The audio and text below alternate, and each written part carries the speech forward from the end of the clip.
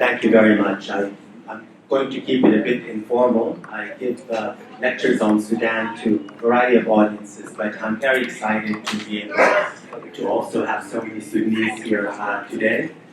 So first of all, I was at Rahman al-Shuhada, which is very important, and I want to thank, of course, Yusuf for inviting me. It's an honor to be with Janice, Nasreen, and Khalid today. I wanted to just give some historical background to the politics of Sudan and talk about some of the prospects for a transition to a civilian-led democracy. But before I do that, I thought that maybe I could flag something for discussion later, and that is the role of the diaspora. I just came from a similar function in Montreal with the Sudanese community as well. And for a variety of reasons, I believe the Sudanese diaspora now is going to be playing a very important role. And it's very important for us to discuss exactly what that role should be. As someone who has been in many different countries outside of Sudan for many decades, we can have a good conversation about why, in this historical moment, the role of the Sudanese diaspora is key. And this is something the Sudanese government knows full well. We also want to always keep in touch with what's going on the ground at the moment. Many of you know there's a very, very strong and robust propaganda campaign by the military council. And because of the internet blackout, it is our responsibility to keep track of what's going on in terms of trying to create chaos to intervene in ways that would undermine the revolution and the uprising. So I did want to introduce my remarks with that in the sense that it's very important for us to be not only observers and citizens of Sudan, but also to be activists and very much involved. And this is something that, of course, not only the martyrs, but what the uprising is all about. In terms of what I would like to do today is maybe give an overview of a lot of information that many of you already know. But I think it's important to go back to the background of the Islamist movement in Sudan, and for a number of reasons. One of them has to do with explaining why the military council at the moment is so intransigent about maintaining military rule in the country. While it may be something that is intuitive to a lot of people, one of the main reasons, if not the main reasons, is the threat of this particular revolution threatens to dismember and disintegrate al-Dawla al-Amiqa, the deep state, in all its variety. A state that was built over 3 decades, very concertedly by the Islamist movement. And this is why someone like Burhan and Hemedti have no intention of leaving the military government. This gives us a really good understanding of why there was never any intention from the beginning to cede power to a civilian-led government. In order to understand that, I think it's very important to go back a little bit in terms of the history, and I'd like to do that as well. I began doing research on Sudan in the summer of 1989. I was working in Sudan as a journalist, and this is a story and anecdote that's familiar to almost everyone here. Someone from my clan, and we all have different clans, we don't want to talk about them too much, by the name of Majdi Mahjoub Muhammad Ahmed, was taken and detained and summarily executed for the crime of having hard currency in his home. I come from a variety of different clans, which is great, but this particular one commissioned me to do research on why the Islamist movement would actually convict these kind of individuals for black marketeering and execute them. This began my research in trying to understand the economic interests and background of the Islamist movement and the kind of politics of tamkeen, the empowerment, consolidating power. So very briefly, I think that it's what I'd like to do is just give a brief background in terms of the role of the the origins of the Bashir regime, very, very briefly, and an anecdote about Omar Bashir himself, and then focus on the political and economic transformation under the Islamist regime of Omar Bashir. This is the period from 1989 to 1999, which is very, very important, and trying to explain why, despite persistent protests, the authoritarian regime of Omar Bashir maintained rule from 1999 to 2018. Understanding how they're able to maintain rule can also help us understand why in 2018 it was not a surprise to many that this kind of authoritarian rule would start falling apart.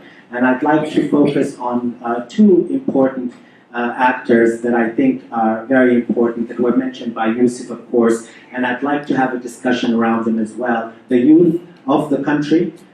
In 2012, in Ahfad College, I conducted focus groups with youth activists, and I'd like to share what their understanding of the politics and culture of the Sudan should be.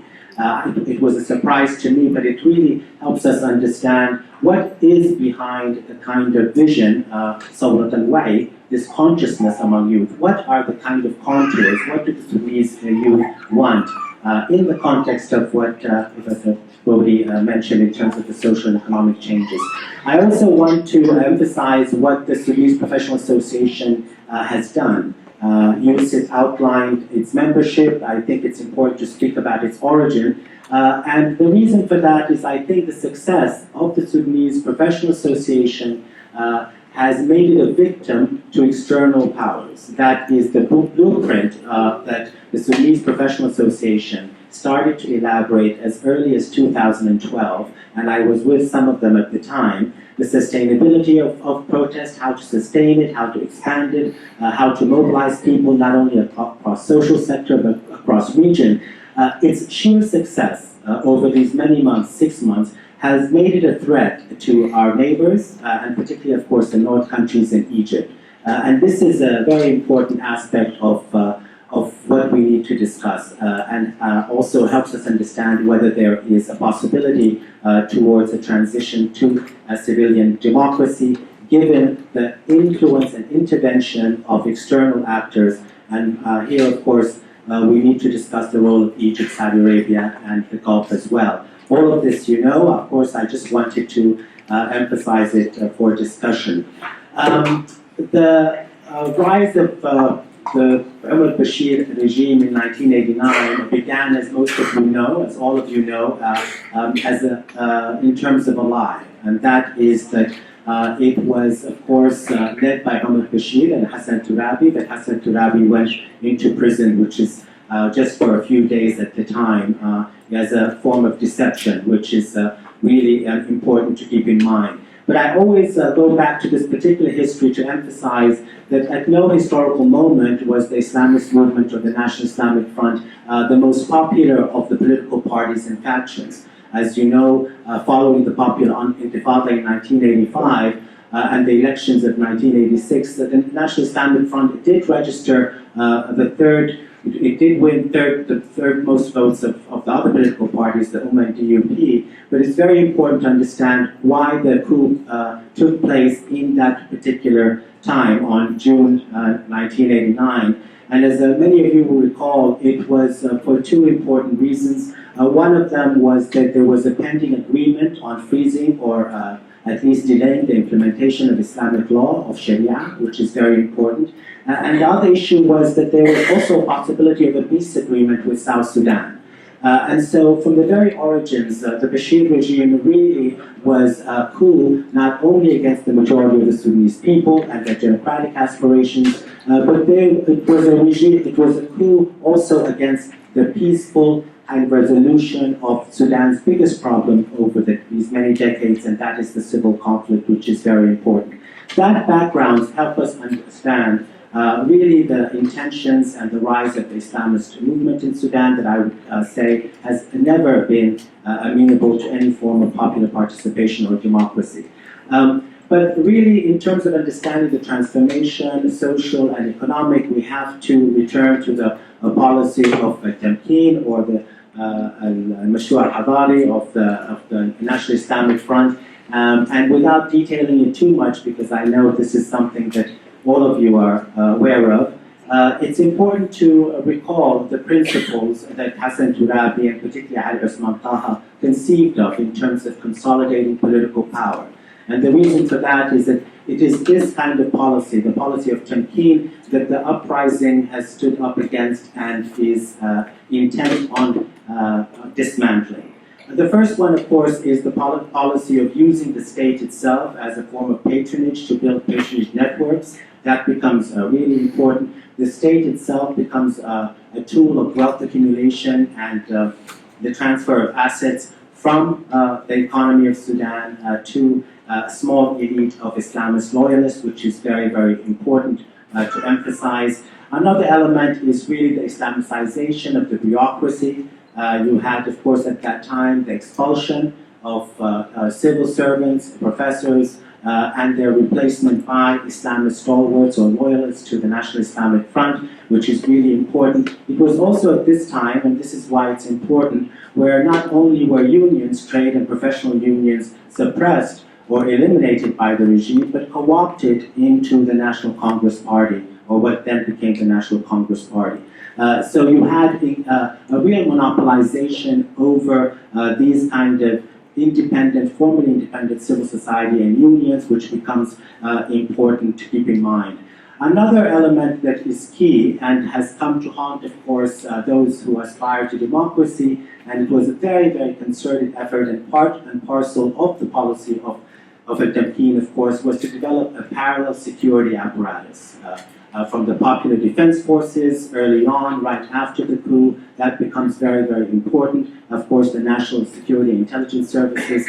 So the idea was to develop parallel intelligence services in order to undermine any efforts at popular uprisings, of course, as a form of a strong repressive apparatus, and also from the very beginning to undermine the legitimate role of the Sudan armed forces. That becomes really important. The adaptation of these security forces in terms of surveillance and repression, but also to undermine the role of the Sudan armed forces is a legacy of this period of Tamkeen, which is really important. Another legacy that I researched and wrote about, of course, relates to the issue of neoliberalism, and particularly a period of the Islamicization of the economy, in which Islamic banking played a central role in wealth accumulation on the part of the National Islamic Front. When I began to do research on my uncle who was executed for being a black marketeer, of course I came into conversation with and discovered individuals like Salah Karrar, Salah Abdullah, and all of this.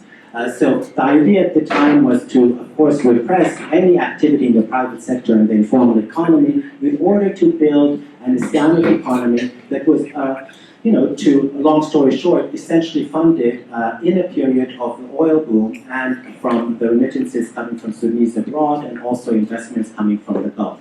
These are the kind of principles of Tamkeen and empowerment that became extremely important and really cemented the edifice of the Islamist state at the time, which is very important to keep in mind. The question then is, what are the prospects for a civilian-led democracy? And why is it that in 2018, of course, you have protests that have threatened to dismantle this Islamist state that was built over 4 decades, which is very important. Of course, one of the important elements has to do with really the fiscal health of the state, and that is that the Sudanese state under Ahmed Bashir for these 3 decades has been able to maintain rules and stability, we know, for a number of reasons. Number one is the kind of way that it's generated income in order to expand its patronage networks. Another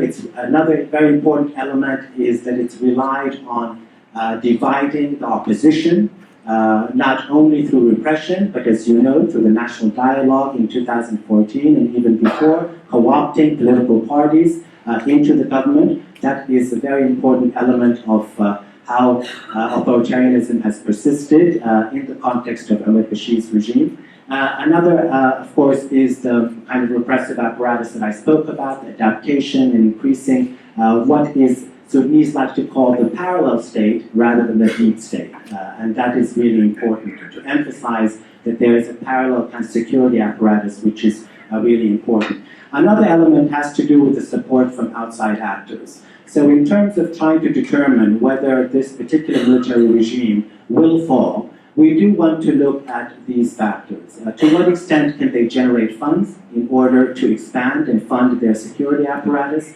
To what extent can they maintain divisions among civil society and Sudanese in Sudan and in the diaspora, which is really important? To what extent can their support from outside actors such as Gulf, Egypt, and others, to what extent is that going to outweigh the pressure, let's say, from Ethiopia, the African Union, and of course the United States?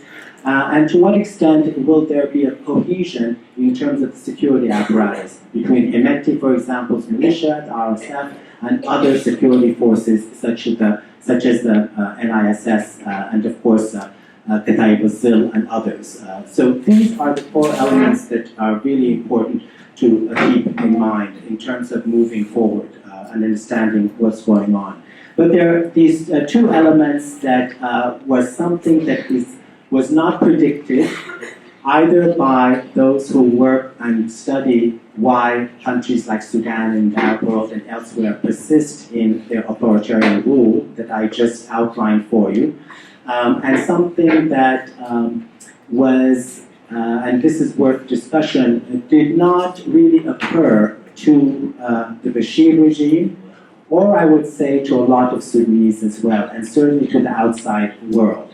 And that has to do with those two elements that I talked about. Of course, the beginning of the dismantling of the state, as Professor Modi mentioned, was the secession of the Sudan, the loss of 75% of oil revenue. You have the Bashir regime then, and their patronage networks being undermined. They did try to establish and build and invest in northern regions of the country, particularly regions of in the north where Bashir and his loyalists are. That is a very important aspect of how they maintained power. They did try to adapt the militia, as you know. The militia began to separate and divide further under clan and ethnic groupings. Salah Bush had his own militia and others. So even the militias began to be privatized according to clan lines as a form of adapting to the economic recession. And so that was a tactic that was used, has been used by the repressive regime, and what the al-Bashir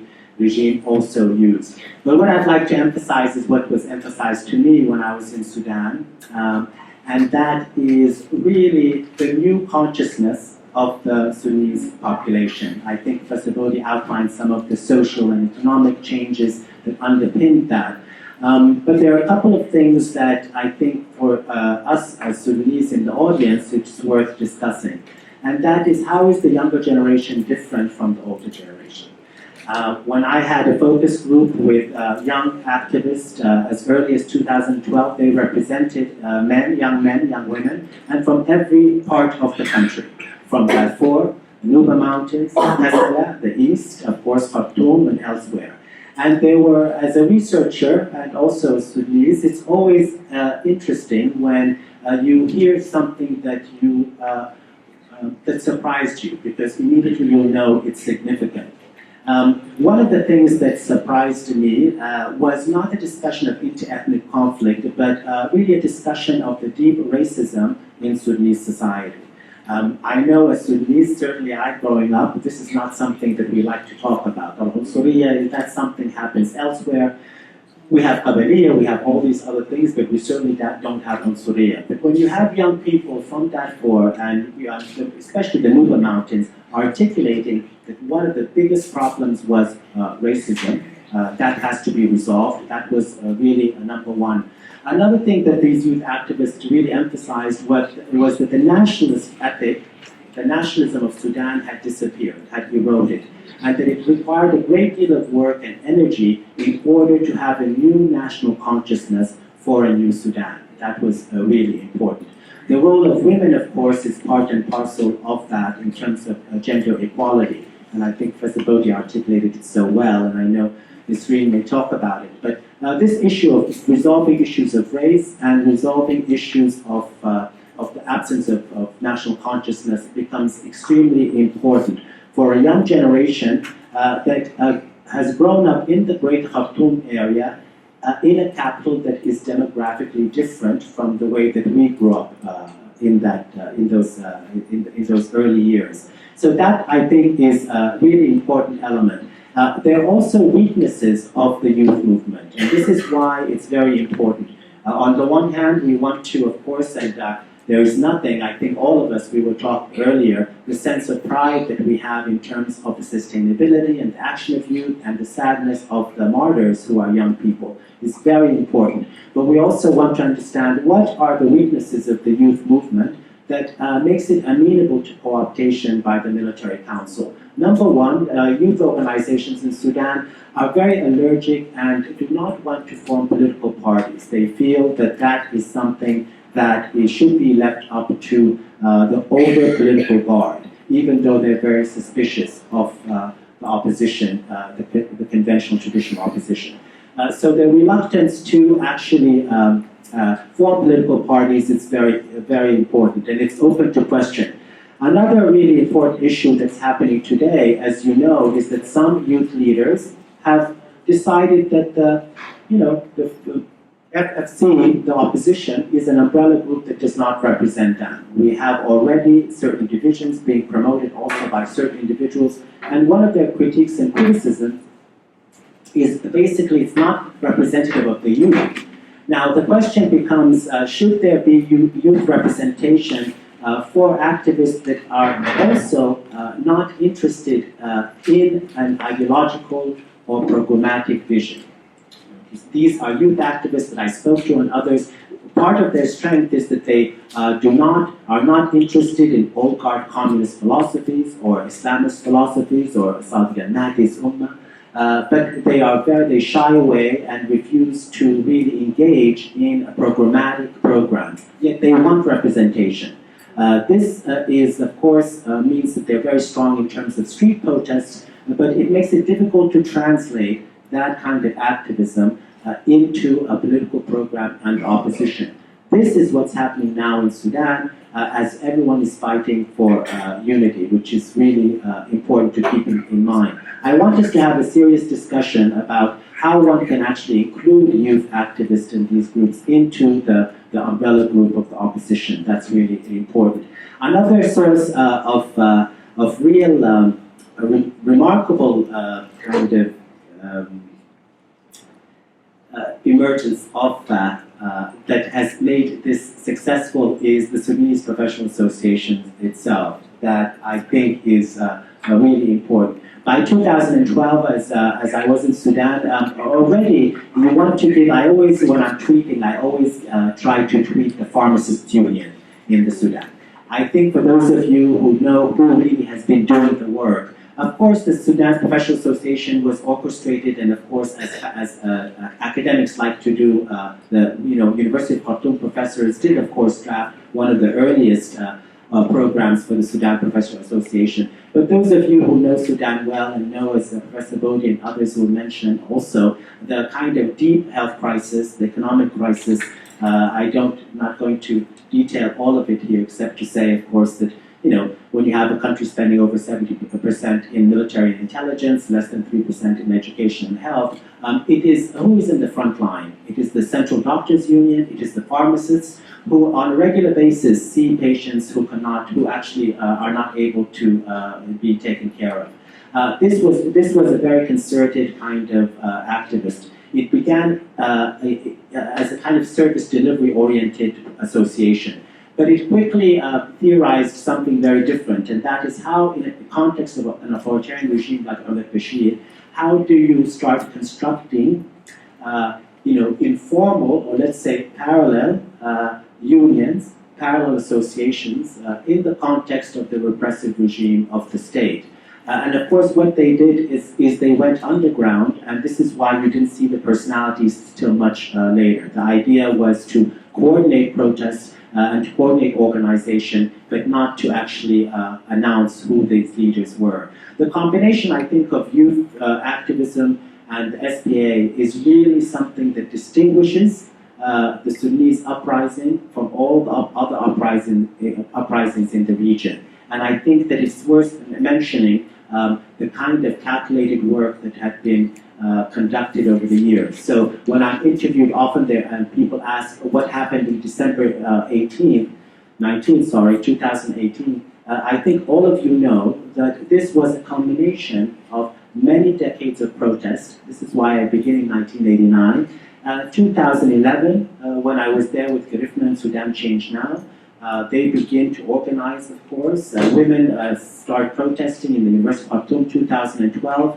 And by 2013, the violence of those 200 martyrs that were killed really need the opposition, the Sudan Professional Association in particular, and the youth movement to try to devise a new way to organize a sustainable protest that would include not only those in Khartoum, but those in other areas.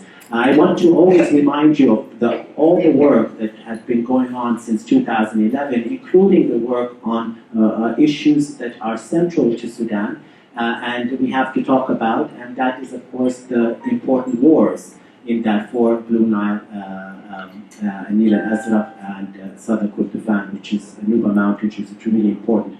It was really the death and killing of those Darfurian students in Al Jazeera, if you remember, that galvanized the youth movements to take the role of racism seriously, to make the slogan Kull al-Balad Darfur. These are iterative protests and learning. By 2018, things were in place. So I want to, I don't know if it's my phone. So I want to just emphasize that the unity of the SPA and the youth movement in the context of the opposition is something now that the military council is trying to unravel. So you'll see that not only are they imprisoning the professional association, but anyone who tries to strike, whether it is, they want to criminalize the doctor syndicate, and you know the aviation pilots have been forced at a gun. We have to understand this context in order to understand what the military council is trying to do. Now, of course, their propaganda is that it is thugs, Isabat, that are really causing chaos, and this, of course, is to sell to the Americans and to the outside world, and even to Ethiopia, to say, without the military council, we can't have stability in the country, which is really something that we want to keep abreast of. I do want to conclude, sorry, stop talking about Sudan, obviously. I want to conclude with this option of, what are the domestic and external factors we have to think about in terms of the prospects of civilian-led democracy. One of the reasons I wanted to talk about Temkin is that while the outside world may not understand why the opposition wants 3 years interim government, why it wants 3 structures of government, and why it insists on a civilian head of the military, is simply because the work of dismembering this state will require a great deal of work. The issue of the Sovereign Council is how can you have a military leader when the Sovereign Council is going to choose the head of the judiciary, right? So, there is no way to give leadership to the military and the Sovereign Council. Right now, as you know, the Attorney General has been, in trouble with the military council itself. In other words, you can't have an independent judiciary without a majority of civilians in the Sovereign Council, and the head of the Sovereign Council has to be civilian because he appoints the judiciary. So this is something to keep in mind in terms of domestically. So domestically, what we want to talk about, and it's open to discussion, is to what extent can the opposition maintain its unity? If for those of you watching Sudanese events, really that's the crux of the debate in Sudanese society. So to what extent can the FFC really incorporate and continue to link up with the youth? What about the Sudanese Professional Association? You know that they're middle class, most of them are from Khartoum. Are they able to incorporate young people and the youth activists, some of whom now are frustrated with opposition because they feel that the opposition has compromised too much to the military council? That's really important. aspect. Those are very important aspects to discuss. But unfortunately, probably the biggest stumbling block is the external actors. I came from Washington, D.C. recently to see what is going on, and the really question now is you have the United Arab Emirates, as you know, Saudi Arabia, and Egypt. There is a bit of a split between Egypt, Saudi Arabia, and the United Arab Emirates because Egypt is very concerned about Hemedti. Remember, Egypt actually borders Sudan. Hemedti is extremely unstable, destabilizing, and so, of course, Sisi of Egypt would prefer to have the military council and to eliminate the militias who would stabilize the borders and also the border with Libya. Whereas, of course, you have Saudi Arabia and United Arab Emirates who are not only interested in the soldiers fighting in Yemen, but I think Nasreen may elaborate on this because much more, and that is often obscured, and that is really a huge amount of investment the United Arab Emirates has in Sudan. That is something that is of great concern. But this division between an Egypt that is concerned about stability across the border and Saudi Arabia and the United Arab Emirates that are interested in their client Hemedti is one of the reasons Hemedti is in hiding at the moment, even from the military council itself. And we want to observe that, exploit it, talk about it, see what is going on in that regard.